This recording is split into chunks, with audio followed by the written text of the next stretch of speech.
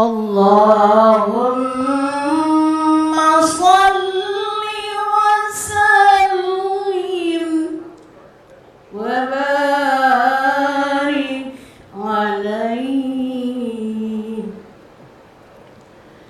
ya Rasulullah ya Habiballah ya Rasulullah ya Habiballah Muhammad ibni Abdillah Muhammad ibni Abdillah Muhammad ibni Abdillah Muhammad ibni Abdillah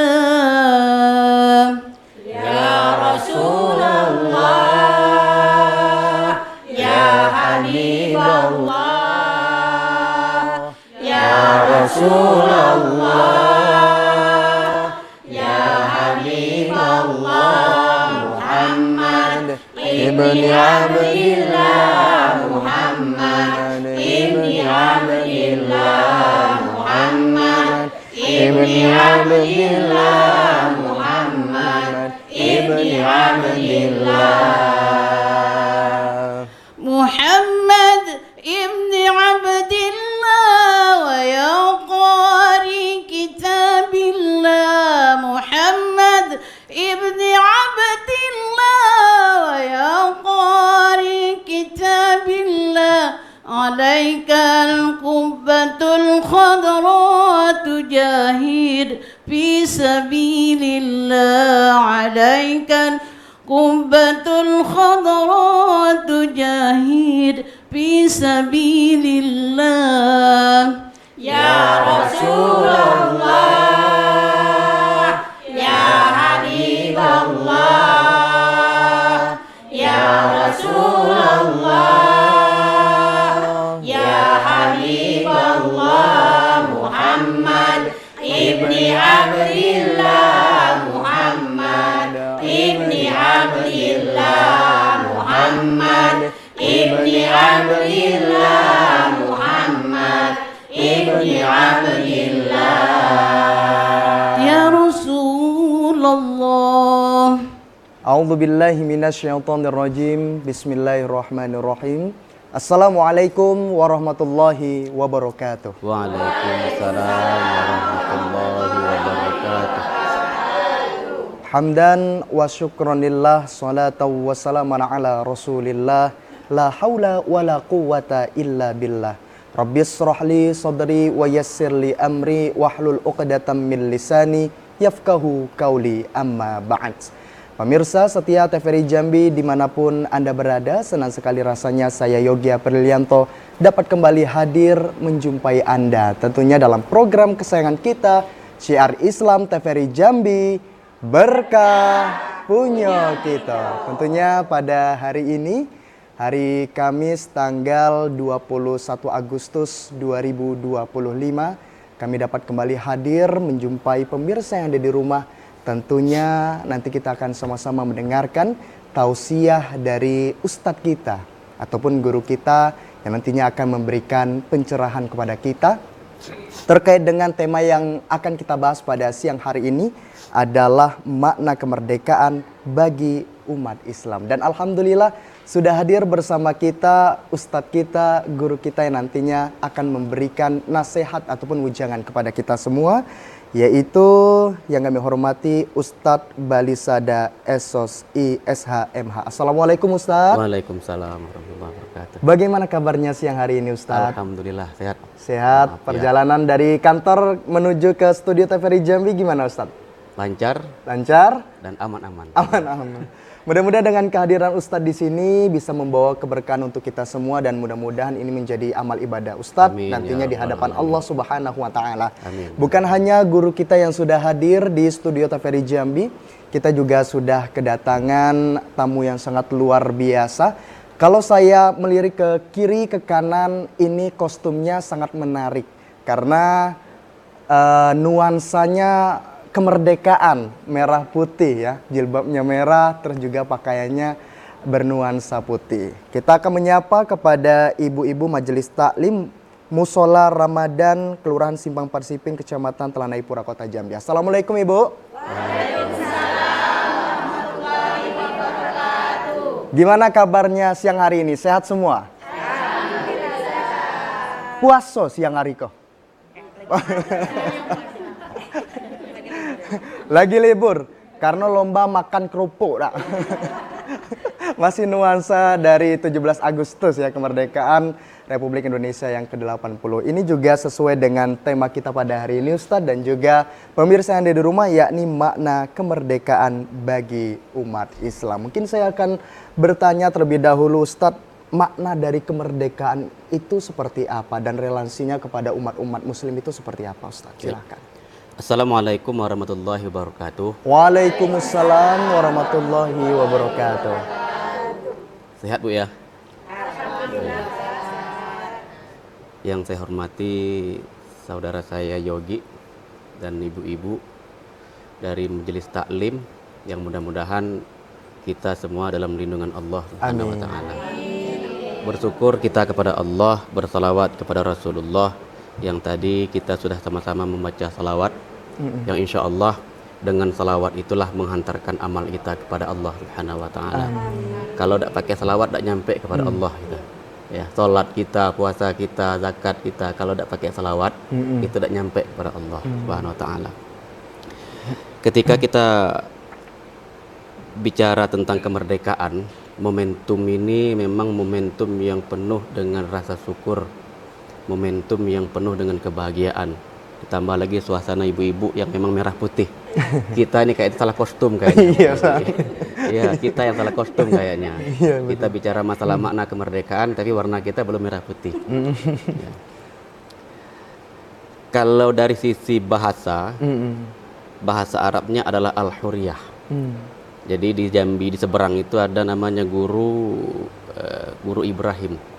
Guru Gadir Ibrahim, beliau membuat lagu namanya Al-Huriyah. Lillahi nahmaduhu huriyah Indonesia. Ya. Segala puji bagi Allah, kemerdekaan untuk Indonesia. Ya. Jadi Al-Huriyah itu dalam sisi bahasa, dalam sisi terjemah bahasa Arabnya adalah Al-Huriyah. Kalau kita biasa menyebutnya kemerdekaan.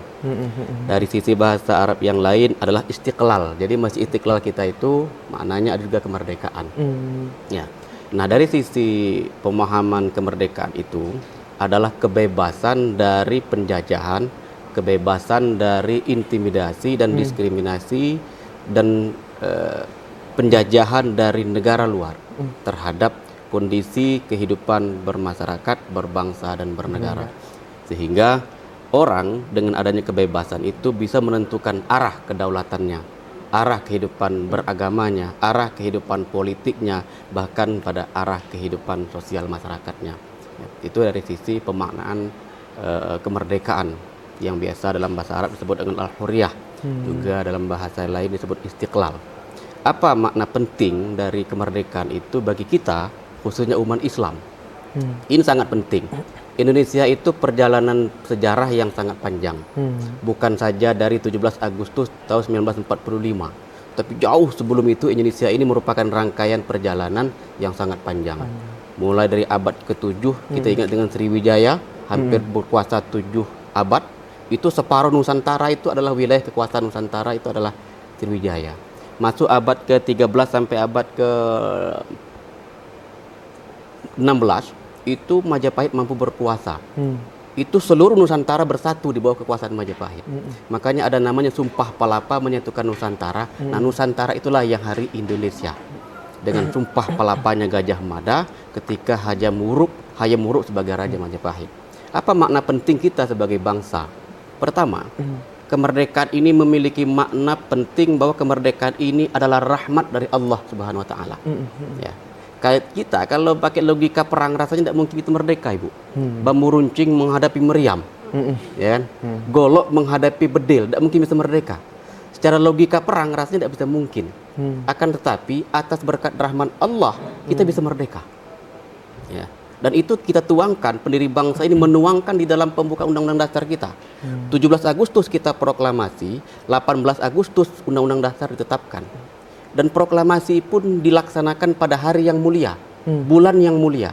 Di bulan Ramadan 1945 dan di tahun dan di hari yang mulia, hari Jumat jam 10 di Jalan Pegangsaan menjelang sholat Jumat. Nah, apa mana pentingnya? Pertama, ini merupakan rahmat dari Allah Subhanahu wa taala dan dituangkan dalam pembuka Undang-Undang Dasar. Maka disebutkan atas berkat rahmat Allah yang Maha Kuasa dan dengan didorongkan oleh keinginan luhur supaya berkehidupan kebangsaan yang bebas, maka rakyat Indonesia menyatakan dengan ini kemerdekaannya. Begitu tingginya pemahaman akidah, tauhid dan keimanan pendiri bangsa bahwa merdeka ini adalah rahmat dari Allah Subhanahu wa taala. Makanya Bung Tomo berkata begini, kalau bukan dengan kalimat takbir, takbir itu kan tauhid. Kalau bukan dengan kalimat takbir, tidak mungkin saya bisa menggerakkan para pejuang Indonesia untuk merebut dan mempertahankan kemerdekaan. Makanya keluar resolusi jihad yang dikeluarkan oleh Syekh Hasyim Asy'ari. Waktu itu beliau mengeluarkan resolusi jihad, seluruh umat Islam wajib membela tanah air. Dan itu wajib ain, fardhu ain. Seluruh individu yang mampu memiliki kekuasaan atau kekuatan, kesehatan, kemampuan wajib berjuang membela tanah air. Makanya keluar maklumat hubbul watan minal iman. Mencintai tanah air, membela tanah air, berjuang untuk tanah air, itu adalah jihad fisabilillah. Itu poin pertama. Bahwa kemerdekaan ini adalah rahmat dari Allah Subhanahu wa taala. Dan itu merupakan kesadaran keberimanan, kesadaran akidah, kesadaran tauhid bahwa bumi Indonesia ini adalah Allah yang punya. Tidak ada yang tidak mungkin. Itu pertama. Yang kedua, dalam konteks hari ini kita merdeka, ya kan? Apa makna pentingnya? Kalau dulu para pejuang itu merebut kemerdekaan landasannya adalah iman. Ya kan? Mereka mengorbankan air mata, mengorbankan nyawa, darah hanya untuk merebut kemerdekaan. Landasannya apa? Allahu Akbar, beriman. Hidup atau mati, merdeka atau mati. Sekarang saatnya kita mengisi kemerdekaan. Landasannya apa? Iman kepada Allah Subhanahu wa taala. Kalau landasannya iman, insya Allah Republik kita ini aman. Ya. Karena 13 tahun Rasulullah berdakwah di kota Mekah, pondasi yang paling pertama ditanamkan adalah iman. Membebaskan manusia dari kemusyrikan, membebaskan manusia dari menyembah berhala, menyembah benda dan sebagainya. Menegakkan kalimat tauhid, la ilaha illallah Muhammadur Rasulullah. Landasan kita membangun bangsa ini, konteks refleksi daripada pembangunan ini, bagaimana membangun bangsa ini berlandaskan iman. Ya.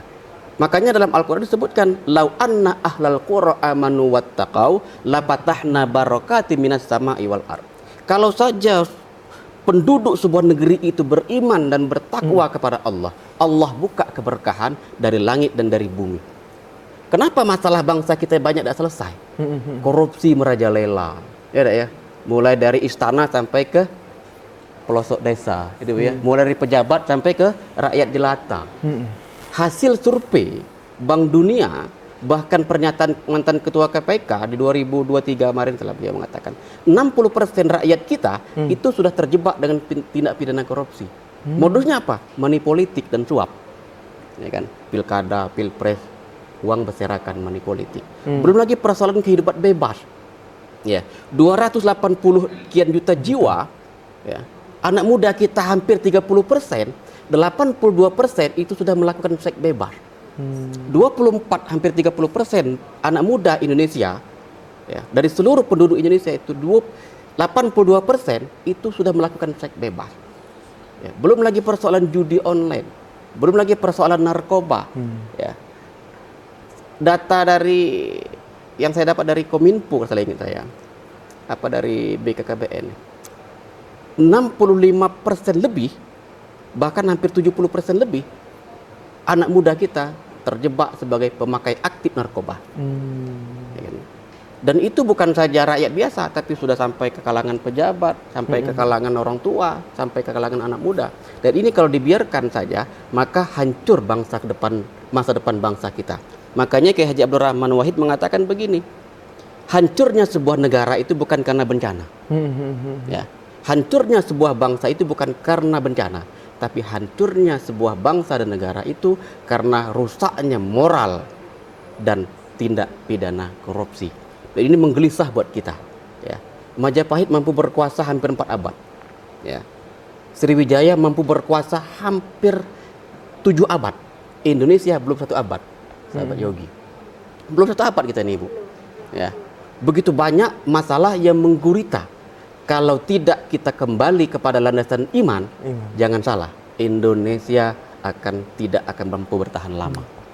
Ya. Jadi yang menghancurkan kita ini bukan lagi dari luar, tapi kita sendiri. Dan fenomena itu sudah sangat menggurita, tindak pidana korupsi dan sebagainya, narkoba dan sebagainya.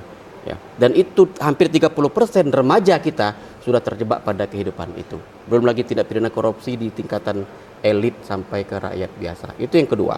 Membangun bangsa dan negara ini harus berlandaskan kepada iman. Kalau landasannya iman, insya Allah negeri ini aman. Ya, rumah tangga aman, gitu ya. Kalau suaminya beriman, istri beriman, tidak ada perselingkuhan, ya kan? Kalau negara ini aman, eksekutif, legislatif aman, insya Allah tidak ada perselingkuhan, ya, tidak ada korupsi. Karena apa? Inna rabbaka labil mirsad. Orang beriman itu merasakan engkau disaksikan oleh Allah, ya kan? Jadi kita sampai kepada titik ihsan. Ihsan itu anta'budallah ka'annaka tarahu fa in lam takun tarahu fa innahu yaraka. Kita kalau menyembah Allah seolah-olah kita melihat Allah. Tapi kalau kita tidak bisa melihat Allah, yakin Allah menyaksikan kita. Merasa keberimanan itu yang harus dibangun dan itu harus kita rasakan dalam kehidupan bermasyarakat, berbangsa dan bernegara. Itu yang kedua. Yang ketiga, dari sisi membangun dan merebut kemerdekaan ini adalah dengan konsep persatuan dan kesatuan. Makanya Jenderal Sudirman mengatakan begini, tiada kemenangan tanpa kekuatan, tiada kekuatan tanpa persatuan, tiada persatuan tanpa silaturahmi. Mau menang harus kuat, mau kuat harus bersatu, mau bersatu jalin tali silaturahmi. Indonesia negara besar, 5 juta kilometer lebih luas wilayahnya, 1.340 suku bangsa, luar biasa banyaknya. 286 juta jiwa dalam bingkai besar namanya Negara Kesatuan Republik Indonesia, dan itu diwariskan dari para leluhur kita. Majapahit dengan sumpah palapanya menyatukan Nusantara, itulah yang menjadi warisan kita dan diproklamirkan pada tanggal 17 Agustus 1945 jam 10 di Jalan Kepegangsaan hari Jumat di bulan Ramadan. Itu harus kita jaga, persatuan dan kesatuan. Tergambar dalam Al-Qur'an, ya ayuhan nas inna khalaqnakum min zakari wa unsa wa ja'alna syu'uban wa qabaila lita'arafu. Hai sekalian manusia, kami ciptakan kamu dari berbagai macam jenis laki-laki dan perempuan. Indonesia 280 sekian juta jiwa. Ya. Wa ja'alna syu'uban wa qabaila. Kami ciptakan kamu dari berbagai macam suku bangsa. Saking kayanya Indonesia itu 1.340 suku bangsa. Hidup di Indonesia damai, tentram, sejahtera, mudah-mudahan. Ya. Lita'arofu, agar kita bisa saling kenal mengenal, agar kita bisa saling tolong menolong, agar kita mampu menciptakan ketentraman, kesejahteraan, dan itulah hakikat daripada sebuah konsep kemerdekaan. Kebebasan untuk menentukan arah perjalanan kehidupan bermasyarakat, berbangsa dan bernegara, tapi landasannya adalah iman kepada Allah Subhanahu wa taala. Karena apa? Rasulullah berdakwah meletakkan pondasi iman. Dan kita merebut kemerdekaan, landasan pondasinya adalah iman kepada Allah. Bayangkan saja, takbir yang dikumandangkan. Allahu Akbar. Ketika Allahu Akbar Bung Tomo berteriak, seluruh elemen bangsa mampu pasang badan dan bertaruh nyawa, menumpahkan darah untuk kita bisa merdeka. Sekarang kita hancurkan dengan perbuatan korupsi, nepotisme, narkoba, ya, judi online, dan sebagainya, dan itu akan merusak tatanan kehidupan kita berbangsa dan bernegara. Kita kembalikan landasan fundamental ini, landasan keberimanan. Jadi presiden beriman, jadi gubernur beriman, jadi eksekutif beriman, jadi polisi beriman, jadi anggota DPR beriman, dan hidup kalau sudah beriman insya Allah aman.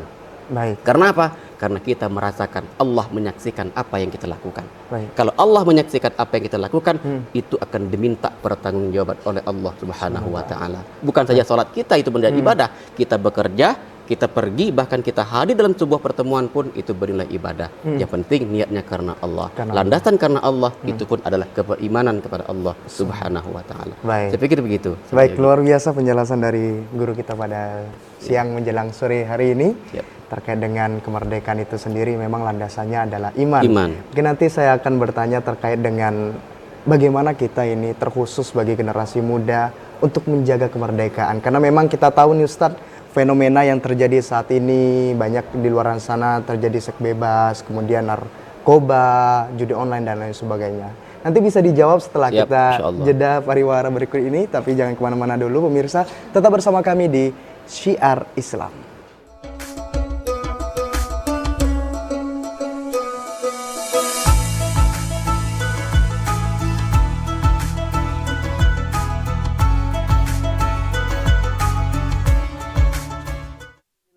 Alamin. Terima kasih pemirsa setia TVRI Jambi dimanapun Anda berada yang masih setia menyaksikan program Syiar Islam TVRI Jambi, berkah punya kita. Tentunya masih bersama dengan Ustadz Balisada pada siang hari ini, masih terkait dengan makna kemerdekaan bagi umat Islam.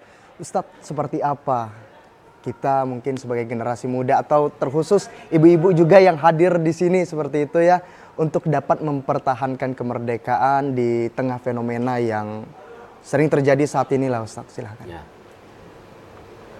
Dalam kerangka kemerdekaan ini, paling tidak kita yang harus dipersiapkan adalah penanaman nilai-nilai iman dan akidah. Dan itu juga diajarkan oleh Nabi Yakub, diajarkan oleh Luqmanul Hakim. Karena apa? Hidup ini kan penuh dengan gelombang. Hidup ini penuh dengan ujian dan tantangan. Kalau pondasinya kuat, insya Allah aman. Ya, apalagi fenomena kehidupan ke depan ini, ke depan ilmu pengetahuan dan teknologi sangat dahsyat.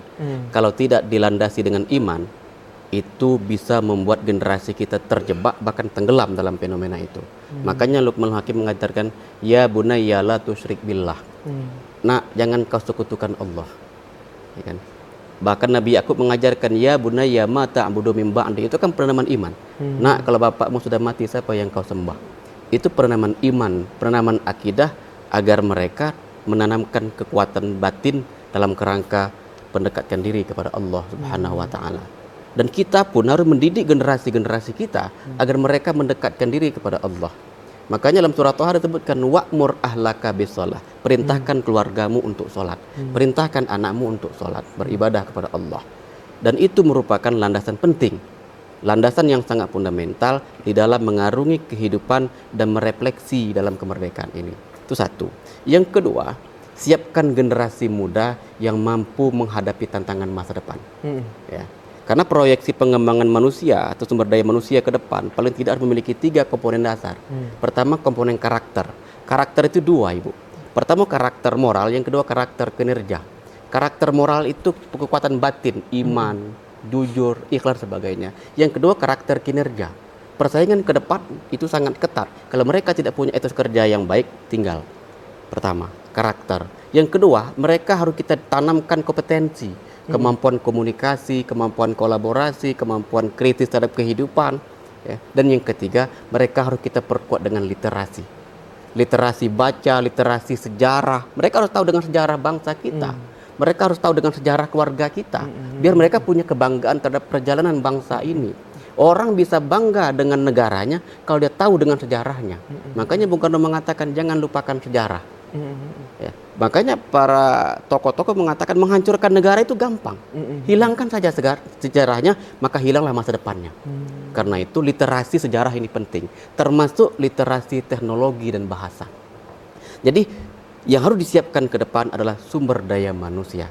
Kuatkan karakternya, kuatkan kompetensinya, dan tanam literasinya. Ketika 3 komponen ini ada pada anak-anak kita, insya Allah mereka sanggup mampu menjalankan kehidupan masa yang akan datang. Pondasi iman kuat, sumber daya manusia bagus, dan yang ketiga, tanamkan wawasan kebangsaan kita. Dan itu ditanamkan. Bagaimana para pendahulu kita menitipkan agar kita mewarnai rumah kita dengan bendera merah putih, ya kan? Bagaimana dalam kegiatan-kegiatan kenegaraan, dalam kegiatan-kegiatan sekolah dan sebagainya kita memasukkan wawasan kebangsaan dengan bendera merah putihnya. Itu dalam kerangka penanaman nilai-nilai dalam kehidupan agar generasi bangsa kita tidak lupa bahwa kita memiliki sejarah yang hebat dan dahsyat. Kita memiliki sejarah yang hebat dalam kehidupan berbangsa dan bernegara. Insya Allah, jadi apapun bangsa ini menjadi negara yang maju, negara yang besar, Indonesia tetap menjadi sebuah negara yang memiliki karakter. Makanya Bung Karno mengatakan, kalau mau jadi Islam jangan jadi orang Arab, mau jadi Hindu jangan jadi orang India, mau jadi Buddha jangan jadi orang Cina, mau jadi Nasrani jangan jadi orang Barat, tapi tetaplah menjadi orang Indonesia yang kaya raya dengan karakter dan budayanya. Itu harus melakukan dengan penanaman nilai-nilai kewawasan kebangsaan. Mudah-mudahan 3 ini mampu membentengi pondasi keimanan, pondasi wawasan kebangsaan, dan mampu mengarungi kehidupan dalam persaingan yang sangat ketat. Nanti kita bukan saja bersaing sama-sama anak bangsa, tapi antar bangsa kita akan semua bersaing. Ketika anak bangsa kita tidak siap dengan persaingan itu, maka jangan salah, kita bukan dijajah oleh sistem, oleh negara lain, tapi kita dijajah oleh kebodohan kita sendiri. Ya, kita dijajah dengan kebodohan kita dijajah dengan kemiskinan kita dijajah dengan keterbelakangan kita. Dan itu penderitaan yang sangat luar biasa dalam kehidupan negara yang merdeka. Ya, makanya Bung Karno bilang kita ini bukan miskin tapi dimiskinkan. Kita ini bukan bodoh tapi dibodoh-bodohkan. Dan itu jangan mau kita lakukan. Mungkin itu. Baik Ustaz, bagi mereka nih generasi muda yang mungkin sudah terjerumus ke hal-hal yang negatif misalnya, itu bagaimana supaya dapat menanamkan nilai-nilai akhlak, nilai-nilai iman yang sudah dijelaskan tadi Ustaz? Ya. Pertama, peran keluarga sangat penting. Ya, peran keluarga sangat penting untuk mereka dikembalikan dalam posisi yang benar, posisi yang baik, baik dalam karakter, tingkah laku dan perbuatannya. Ketika fenomena kenakalan remaja, kenakalan anak muda itu biasanya paling dasar pertama itu adalah faktor internal keluarga. Yang kedua faktor lingkungan. Ya. Makanya agar kita bisa menumbuhkan nilai-nilai keimanan, memperkokoh nilai-nilai keimanan, basicnya adalah keluarga dulu. Yang kedua adalah lingkungan, dan yang ketiga pada kehidupan sosial kemasyarakatan. Makanya keluarga harus mengambil peduli. Maka surat Toha mengatakan wa'mur ahlaka bis-shalah. Itu kan umum. Perintahkan keluargamu. Siapa lagi kalau bukan pemimpin rumah tangga? Ya kan? Perintahkan anakmu, perintahkan istrimu, perintahkan keluargamu untuk taat kepada Allah Subhanahu wa taala, untuk melaksanakan sholat. Insya Allah ketika anak-anak kita sudah dikembalikan kepada keluarganya dengan dididik dengan pemahaman-pemahaman agama, senakal-nakal mereka akan ada tempat kembali. Makanya dulu guru-guru kita mengajarkan azan belajar azan, ngaji belajar ngaji. Walaupun kadang-kadang walaupun dia tamat madrasah tetap nakal. Ya kan gitu. Walaupun tamat pesantren masih nakal. Tapi mereka sudah cepat ada tempat kembali. Karena apa? Karena mereka sudah memiliki basic awal dari keluarga tentang penanaman iman. Dulu diajarkan kita tentang rukun iman. Rukun agama itu kan cuma 3. 1 rukun iman yang 6, 2 rukun Islam, 3 rukun ihsan. 3 ini harus ditanamkan kepada anak kita. Di samping kita ajarkan mereka ngaji, sholat dan sebagainya. 3 ini menjadi penting. Dan ini fardhu ain kalau menurut Imam Ghazali. Fardhu ain itu wajib kita berikan kepada mereka. Bukan saja apal, tapi mereka harus paham. Ya, rukun iman, rukun Islam, rukun ihsan. Rukun iman ada 6, rukun Islam ada 5, rukun ihsan ada 1. Tahu Bu rukun ihsan itu apa? Kan? Banyak dah tahu kan? Ya, rukun iman kita tahu nih. Iman kepada Allah, iman kepada malaikat, iman dan sebagainya. Rukun Islam ada 5 kita tahu. Rukun ihsan tahu ada rukun ihsan. Anta'budallah ka 1. Anta'budallah ka'annaka tarahu fa in lam takun tarahu fa innahu yaraka. Engkau menyembah Allah seolah engkau melihat Allah. Tapi kalaupun engkau tidak melihat Allah, yakinlah Allah melihat dirimu. Itu balik ke hati. Ya. Kalau iman itu akal. Ya. Kalau Islam itu syariat. Tapi kalau ihsan itu hati. Orang sholat, apakah dia bisa merasakan kehadiran Allah dalam sholatnya? Belum tentu. Makanya kita harus mempelajari ihsan. Dalam ilmu disebut dengan tasawuf. Dalam kehidupan disebut dengan akhlak. Dan itu 3 ini penting.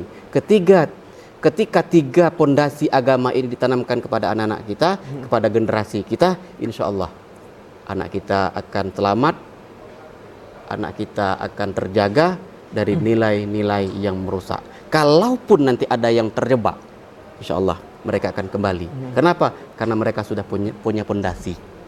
Sudah banyak kejadian kan? Beberapa banyak orang-orang yang dulu pernah pesantren, kemudian lagi nakal, tapi punya tempat untuk kembali. Ya, punya tempat untuk kembali. Kembalinya apa? Kembalinya kepada agama. Makanya dari kecil harus ditanamkan dari sekarang. Mungkin itu. Baik Ustaz. Saya sedikit tertarik dengan kalimat hubbul waton minal iman yang sebelumnya juga sudah dijelaskan. Cinta tanah air adalah sebagian daripada iman. Maksud dari kalimat ini seperti apa? Apakah kita ini sebagai warga negara, khususnya di Indonesia ini, harus memang betul-betul menjaga negara dengan hal-hal baik atau dengan kita beriman kepada Allah atau dengan seperti apa, Ya. Ustaz? Hubbul watan minal iman itu merupakan konsepsi, pemahaman dan keyakinan bahwa kita itu mencintai tanah air kita. Dan mencintai tanah air merupakan bagian daripada iman. Jadi iman itu cakupannya luas, cabangnya banyak. Salah satunya adalah mencintai tanah air. Mencintai tanah air berarti kita membela tanah air. Membela tanah air berarti kita bersyukur dengan rahmat Allah. Ya. Kita mencintai diri kita, berarti kita bersyukur dengan rahmat yang Allah berikan kepada kita. Mencintai negeri yang sangat kaya, sangat luas, gemah ripah loh jenawi, subur, makmur, tentrem ini, itu wujud daripada kita bersyukur kepada Allah. Ya kan? Jadi mencintai itu membela dan mensyukuri rahmat dan nikmat yang Allah berikan kepada kita. Syukur itu kan dua. Satu bil qauli, dua bil fi'li. Bil qauli itu mengucapkan alhamdulillah, menjadi orang Indonesia. Bil qauli bagaimana? Kita menjalankan tugas sesuai dengan tupoksinya. Kita menjaga negara kesatuan Republik Indonesia itu bagian daripada iman kepada Allah. Kenapa? Ini adalah milik Allah. Ini adalah bumi Allah. Menjaga bumi Allah berarti kita melestarikan ciptaan Allah. Melestarikan ciptaan Allah berarti kita bersyukur kepada Allah. Salah satu kriteria bersyukur kepada Allah, kita melaksanakan sesuai dengan tuntunan dari agama untuk kemaslahatan dalam kehidupan bermasyarakat, berbangsa dan bernegara. Dan itu ibadah. Jadi tukang ojek itu ibadah, kerja di kantor itu ibadah. Ya, bukan saja sholat saja ibadah. Makanya ibadah itu mardah dan ghairu mahdah. Ya, termasuk kita hadir dalam dalam tempat berkumpul dalam silaturahmi, itu pun ibadah. Hadir di sini, ini taman surga ini ibadah. Tapi landasannya harus satu. Apa itu? Karena Allah. Karena Allah. Wa ayyuhibbal mar'a la yuhibbuhu illa lillah. Bahwa kita mencintai sesuatu semata-mata karena Allah. Makanya doa iftitah sering kita ucapkan kan? Inna salati wa nusuki wa mahyaya wa mamati lillahi rabbil alamin. Ya Allah, salatku, ibadahku, hidupku, ya, aktivitasku sampai kepada matiku lillahi rabbil alamin. Itu ibadah. Dan kalau niat kita semata-mata karena Allah, insya Allah kita akan dibangkitkan nanti pada hari kiamat dalam kondisi orang yang soleh. Summa yub'atsun ala niyatihim. Manusia itu akan dibangkitkan seperti apa dia berniat. Walaupun dia sholat tapi bukan karena Allah, tidak ada ibadahnya. Ya, walaupun dia cuma nyangkul, nanam ubi, nanam jagung, tapi niatnya karena Allah, memakmurkan bumi Allah, mensejahterakan keluarga, itu bernilai ibadah. Ngojek itu ibadah kalau dianya karena Allah. Walaupun dia sholat, kalau bukan karena Allah, tidak menjadi ibadah. Maka mencintai tanah air berarti kita mencintai ciptaan Allah, mensyukuri ciptaan Allah, menjaga bumi yang Allah ciptakan ini. Karena apa? Lahu ma fis samawati wal ardh. Kepunyaan Allah itu apa yang ada di langit dan apa yang ada di bumi dan di apa yang ada antara semuanya itu. Ya, karena jangan sampai kita pula yang menjadi orang yang merusak makhluk dan alam ini. Ya. Zaharal fasadu fil birri wal bahri bima kasabat aydin nas. Nyato kerusakan alam ini karena perbuatan tangan-tangan manusia, dan itu termasuk orang-orang yang merugi. Ya, pikir begitu. Baik, luar biasa. Ini makin kesini kayaknya makin ini pembahasannya makin bikin hati ini adem ya, dan mudah-mudahan kita semua di sini bisa meningkatkan keimanan dan ketakwaan kita kepada Allah Subhanahu wa taala. Dan setelah ini pemirsa, nanti kita akan membuka sesi tanya jawab terkhusus untuk ibu-ibu majelis taklim yang sudah hadir di studio TVRI Jambi. Jadi untuk itu pemirsa jangan kemana-mana, tetap bersama kami di Syiar Islam.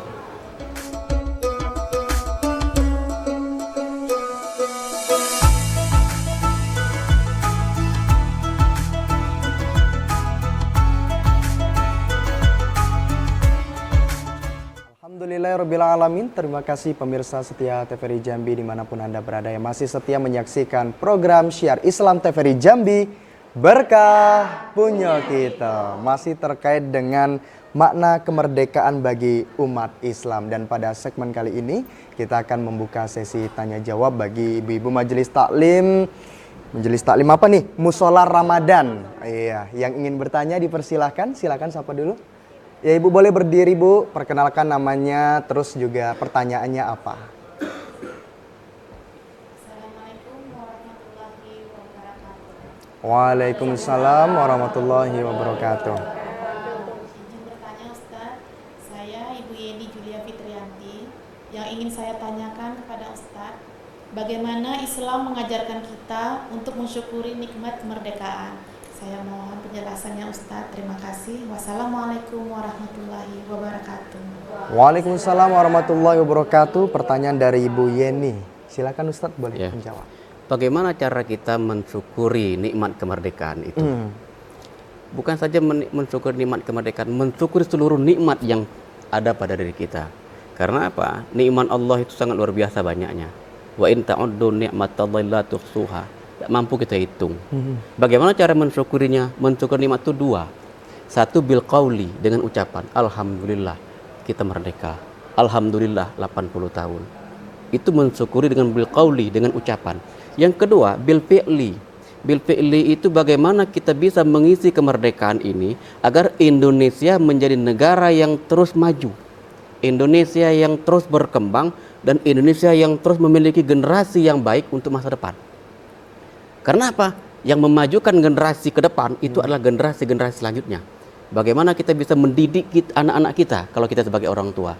Kalau kita sebagai aparat, sebagai pejabat, bagaimana kita mengisi kemerdekaan ini dengan melaksanakan tugas sebaik-baiknya. Jadi mensyukuri bil fi'li itu bagaimana kita melaksanakan tugas sesuai dengan tuntunan agama. Jangan korupsi, jangan kolusi, jangan nepotisme, jangan zalim sama orang, ya kan? Ini korupsi merajalela ini kan. Itu tanda tidak bersyukur. Nggak dikasih jabatan, nggak dikasih tunjangan, gitu ya. Masih korupsi gitu kan. Dan barusan tadi siang ketangkep lagi gitu kan pejabat kita kan. Itu tanda tidak bersyukur. Mengurus negara dengan melakukan tindak pidana korupsi itu tanda tidak bersyukur. Kita Allah berikan nikmat, sholat tidak mau, kan? Dengan orang zalim, banyak mabuk-mabukan, itu tanda tidak bersyukur. Padahal Allah kasih perintah agar kita untuk beribadah. Wa ma khalaqtul jinna wal insan illa liya'budun. Tidak aku ciptakan jin dan manusia itu kecuali hanya untuk beribadah kepadaku. Tak mau ibadah, tanda tidak bersyukur. Karena itu cara kita bersyukur pertama dengan ucapan alhamdulillah, yang kedua laksanakan bangun negeri ini sesuai dengan kewenangan, kemampuan, potensi kita masing-masing. Itu Bu. Baik, Ya. luar biasa. Terima kasih Ustadz. Selanjutnya kita akan beralih ke pertanyaan berikutnya. Silakan, siapa Ibu siapa? Ya, Ibu. Boleh Bu berdiri, perkenalkan namanya dan pertanyaannya Bu ya. Ya, terima kasih atas waktunya untuk memberi pertanyaan. Perkenalkan, nama saya Fatimah. Baik Ustadz, alhamdulillah kita sudah merasakan kemerdekaan 80 tahun yang lalu. Nah, yang saya tanyakan, bagaimana cara kita menanam nilai-nilai kemerdekaan dalam kehidupan sehari-hari sebagai umat Islam khususnya. Demikian yang dapat saya tanyakan pada kesempatan kali ini. Lebih dan kurang saya mohon maaf. Assalamualaikum warahmatullahi wabarakatuh. Waalaikumsalam warahmatullahi wabarakatuh. Pertanyaan dari Ibu Fatimah, silakan Ustadz dapat menjawab. Penanaman nilai-nilai itu pertama di awal dari keluarga, ya. Yang kedua dari sisi lingkungan. Dan yang ketiga dalam kehidupan sosial kemasyarakatan. Nilai-nilai apa yang ditanamkan? Nah, itu yang paling penting. Nilai-nilai yang pertama adalah nilai-nilai keimanan. Nah, ayo sholat. Itu kan penanaman nilai. Walaupun dia tidak bisa sholat, walaupun waktu kita sholat diganggunya, itu penanaman nilai. Nah, ayo kita ke masjid. Jangan bapaknya suruh ke masjid sendiri, anaknya suruh ikut, gitu kan. Itu penanaman nilai. Yang kedua, penanaman nilai-nilai kebangsaan, nilai-nilai sejarah kebangsaan. Kita tegakkan bendera, itu penanaman nilai. Kita ajak anak kita menyaksikan upacara bendera, itu penanaman nilai. Kita ceritakan bagaimana dulu para pejuang merebut kemerdekaan, itu penanaman nilai, penanaman wawasan kebangsaan. Dan itu merupakan bagian daripada penanaman nilai-nilai dalam sisi kemerdekaan, khususnya kepada umat Islam, bahwa kemerdekaan ini adalah rahmat dari Allah Subhanahu wa Ta'ala. Jadi pondasi yang paling penting adalah penanaman nilai-nilai dimulai dari keluarga. Apa nilai-nilainya? Nilai-nilai keagamaan, nilai-nilai kebangsaan. Kalau dua nilai ini terjaga, insya Allah anak-anak kita ke depan tetap terjaga dan menjaga NKRI yang kita cintai ini. Kalau hari ini kita bisa merdeka dan masih bersatu, bagaimana 20 tahun yang akan datang? Kalau nilai-nilai itu tidak kita tanam, mereka akan lupa dengan sejarahnya. Mereka akan meninggalkan agamanya. Ya. Dalam teori perang namanya proxy war. Proxy war itu pakai peran pengganti. Kita dibuat tidak tahu dengan sejarah. Kita dibuat tidak tahu dengan latar belakang bangsa kita. Dan itu penjajahan yang paling menderita kita sebagai bangsa. Karena itu dari sekarang, dari keluarga kita tanamkan nilai-nilai itu. Baik. Gitu. Baik, luar biasa Ustaz. Silakan kita akan beralih ke pertanyaan yang ketiga. Silakan Ibu, boleh berdiri. Namanya siapa Bu? Pertanyaannya apa? Assalamualaikum warahmatullahi wabarakatuh. Waalaikumsalam warahmatullahi wabarakatuh. Perkenalkan, nama saya Setia Ningsih. Izin bertanya Ustaz. Di sini saya akan menanyakan bagaimana cara Islam memandang tentang hak-hak individu dalam konteks kemerdekaan. Terima kasih. Wassalamualaikum warahmatullahi wabarakatuh. Waalaikumsalam warahmatullahi wabarakatuh. Ya. Langsung saja Ustaz. Islam adalah agama yang menegakkan hak-hak individu. Makanya misi Rasulullah pertama adalah menegakkan tauhid, membebaskan manusia dari kemusyrikan. Yang kedua, membebaskan perempuan dari ras diskriminasi. Ya. Membebaskan manusia itu memilih dan memeluk dan menganut ajaran agama masing-masing. Maka disebutkan la ikraha fiddin. Tidak ada paksaan dalam beragama. Rasulullah hanya mengajak. Ya Yahudi silahkan. Makanya ketika Nabi memimpin Madinah, yang Yahudi silakan jadi agama Yahudi, Nasrani silakan menjadi agama Nasrani, Islam silakan mengikut memeluk dan menganut ajaran agama Islam. Namanya piagam pidana. Apa piagam Madinah. Piagam Madinah itu merupakan aturan yang diberikan dalam kehidupan tatanan bermasyarakat, berbangsa dan bernegara. Ya, ditambah lagi hak kebebasan, hak untuk hidup. Ya. Makanya disebutkan innallaha ya'murukum bil adli wal ihsan. Allah memerintahkan kepadamu untuk berlaku adil dan berlaku ihsan. Tidak boleh zalim sama orang, tidak boleh diskriminasi sama orang, tidak boleh meremehkan orang, dan tidak boleh merendahkan orang lain. Sekelas Bilal seorang hamba diangkat derajatnya oleh Nabi Muhammad SAW. Perempuan pada zaman sebelum Nabi diangkat sebagai Nabi, itu perempuan adalah posisi yang sangat hina dan terhina. Tapi pada zaman Rasulullah langsung diangkat an-nisa imadul bilad, fa iza saluhatil bilad wa iza fasadatil bilad. Wanita itu tiang negara. Bayangkan saja, wanita itu menjadi tiang negara. Kalau baik perempuan maka baiklah satu negara. Tapi kalau rusak perempuan maka rusaklah satu negara. Itu merupakan mengangkat hak-hak perempuan, hak-hak individu, hak-hak keadilan, hak-hak terbebas dari diskriminasi. Kalau baru kemerdekaan kemarin dan ketika Deklarasi of Human Rights baru mengangkat hak asasi manusia. 14 abad yang lalu Islam sudah mengangkat HAM itu. Ya, tapi baru deklarasikan pada abad ke-20. Padahal Islam sudah lebih dulu mengangkat hak asasi manusia. Makanya Islam, al-Islamu ya'lu wa la yu'la alaih. Islam itu mulia, tinggi dan tidak ada yang lebih tinggi dari itu. Karena apa? Karena Islam mengangkat hak-hak manusia itu sendiri. Baik, luar biasa tentunya jawaban dari Ustadz kita, guru kita pada siang hari ini. Dan pemirsa jangan kemana-mana, tetap bersama kami di Syiar Islam.